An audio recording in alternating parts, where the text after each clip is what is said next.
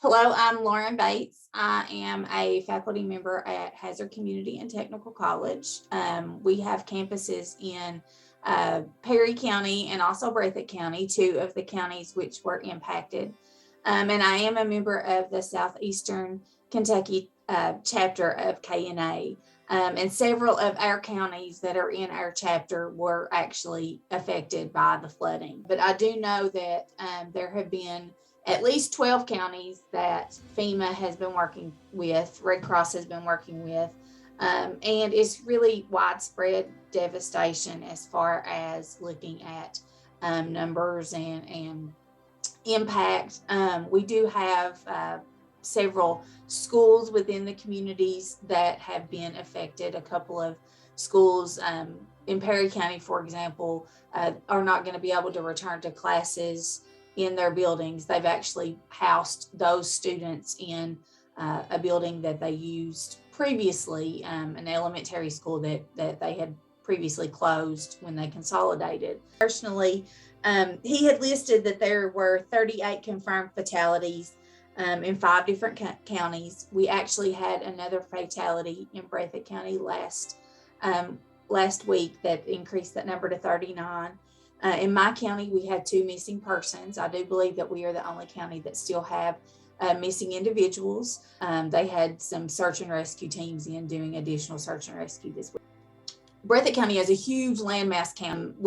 It's about 465 square miles from one end of the county to the other. And so when you think about access and impact, that's a huge area. We have a smaller population. There's about 13,000 individuals, according to the last census, about 5,600 households. But I do know that between the hours of 10 p.m.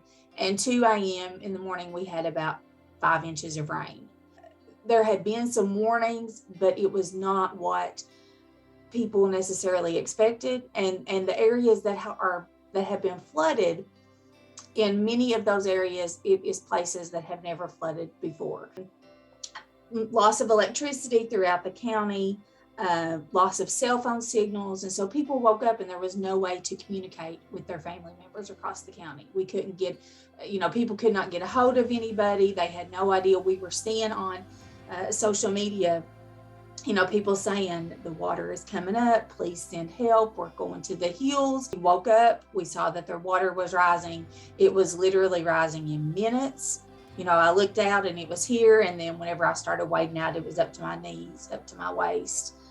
We had a lot of people who were evacuated by the next day by boat and by helicopter. Very, very scary experiences for those individuals, and I'm speaking a lot of kids and elderly, which, those are our vulnerable populations anyway. One of the 2 areas where we had the missing individuals, you can drive down the road, and if you were not familiar with the area, you would not know that there were houses previously there. It's just like the river, the creek, it just came and swept everything away. There was 20 homes in one area, and I think there are only, 4 structures or 6 structures that are left. People who have been doing on the ground recovery, relief, these are their neighbors. These are people that they know and they love and they care about. And it's just been really, one of the things that we're really concerned about is going to be the mental health aspect of this. It has truly been humbling and amazing how people have stepped up, and they have, we've had supply truck after supply truck come in. Now we're kind of beginning to transition into what's next. Winter is coming, even though it doesn't feel like that. And so we have a lot of people who we're looking at how can we get them back in their homes. We have some areas that still do not have water. Some communities were told that it could be up to 3 months, maybe longer, before they would have water access. What we're really worried about is, and I think I can speak to other people in the area, once kind of the news coverage leaves, once everybody, then what then?